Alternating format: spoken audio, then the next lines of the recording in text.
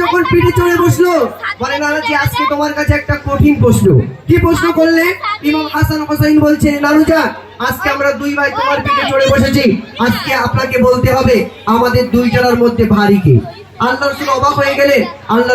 রসুল কিছুক্ষণ ভাবলে যে আজকে যদি একজনকে যদি ছোট করি, একজনকে যদি বড় করি, একজন কষ্ট পাবে, দুই নাতিকে কেমন করে ম্যানেজ করছে? ইমাম হাসান হোসেন নানুজির কাছে প্রশ্ন চললো আল্লাহ রসুল কেমন করে ম্যানেজ করছে? কি রকম লিখছে দেখুন। আমি জোড়া চাই ঘোড়া হাসান হোসেন নবীর সাফারে বড় পালা গোতে কাদা হাসান নবীর হোসেন সারে আমি জোড়া চাই ঘোড়া হাসান হোসেন নবীর সাফারে বড় পালা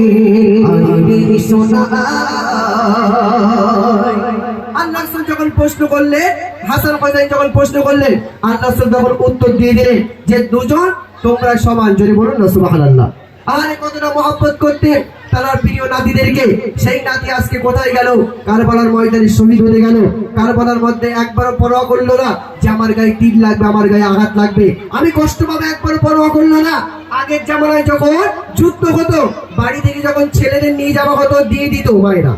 এখনকার মায়েরা দেবে বলে মনে হয়? এখনকার মায়েরা বলে আমার ইংলিশ মিডিয়ামে ভর্তি করেছি, সবেমাত্র ফল পাকড় খাওয়াচ্ছি, দাঁড়া আমার একটু বড় তারপর নিয়ে যাস, সবেমাত্র একটা হয়েছে। তো ইমাম হাসান হোসেন তারা দিনের জন্য কতটা কষ্ট করেছে ফিরে করেছে দেখুন।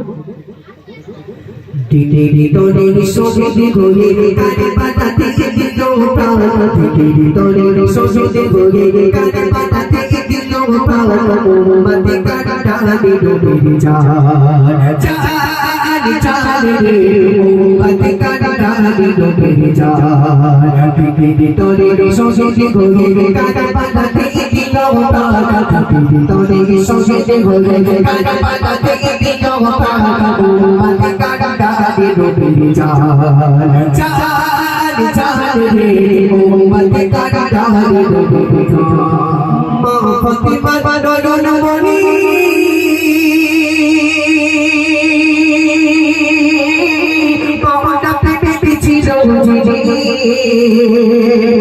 ফাতিমা নয়ন মনি পাওয়াটা পেটে ছিল হোসেন তালা কোটে কি চাচা হোসেন তালা কোটে কি চাচা শেষে দাবা ছিল উম্মত কাটা দিল বেজান চালে রে উম্মত কাটা দিল বেজান পৃথিবী তোরে সঙ্গে ঘুরে কাটা পাতাতে দিল পাতা পৃথিবী তোরে সঙ্গে ঘুরে কাটা পাতাতে দিল পাতা উম্মত কাটা দিল বেজান চালে রে উম্মত কাটা দিল বেজান ইমাম হুসাইন গেল কোথায় ফুরাত নদীর তীরে সেখানে ইজিদের দল এমন করে ফুরাত নদীটাকে ঘিরে দিয়েছে পানি দেবে না বলে আহারে হোসাইন বলছে ওরে ইজিদের দল আমার সঙ্গে তোমাদের শত্রুতা আমাকে শহীদ করে দেবে আমি মেরে দেবো কিন্তু আমার ছোট্ট মাসুম বাচ্চা কলিজার বাচ্চা আসগার পানির পিপাসায় কাতরাচ্ছে তোরা দে বাবা এক আজলা পানি দে এক আজলা পানি দে সেই দিন বলা হয়েছে পানি নিয়ে যাও সেই দিন হোসাইন যখন পানি নিতে গেল ফুরাত নদীর তীরে কচি বাচ্চা মাসুম বাচ্চার জন্য আজকে ওই দিক থেকে একটা তীর লক্ষ্য করে ছুড়ে মারলো হোসাইনের দিকে সেই তীরটি গিয়ে লাগলো কার গায়ে কচি বাচ্চা মাসুম বাচ্চা আসগারের কলিজায় গিয়ে আঘাত লাগলো কচি বাচ্চা মাসুম বাচ্চা আসগার শহীদ হয়ে গেল ইন্না লিল্লাহি ওয়া ইন্না ইলাইহি রাজিউন আজকে তারা একটু পানি দিল না আজকে হোসাইন বলল ওরে ইজিদের দল আমাকে কতল করবি ঠিক আছে আমাকে 2 রাকাত অন্তত নামাজ পড়তে দাও আরে সেই নামাজের ভিতরে শত শত তীরের আঘাত করেছিল কিন্তু সেই নামাজকে প্রতিষ্ঠিত করে গিয়েছিল তীরের আঘাত সহ্য করে তিনি কে তিনি আর অন্য কেউ না ইমামে হোসাইন জোরে বলুন না সুবহানাল্লাহ আরে তিনি কতটা তীরের আঘাত সহ্য করে বের করেছে দেখুন ওই কুফা পাশে চিঠি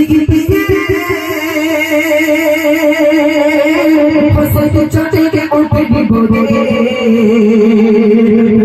পাশে চিঠি পিকে হোসাইন চটে কে উঠে বিপদে চোখে আলো করে রয়েছি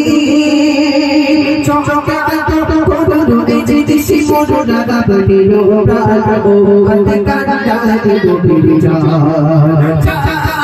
চালে রে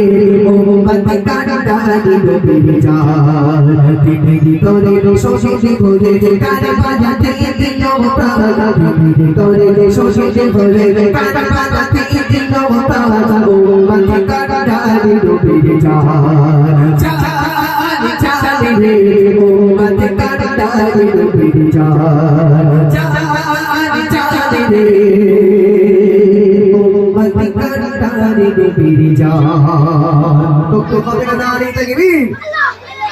চিল্লে হবে না ভাই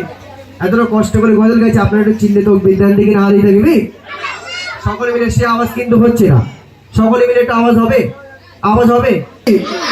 আর জোর করে দাঁড়িয়ে থাকবি ছোট্ট করে আমি একটা গজল পরিবেশন করবো বলো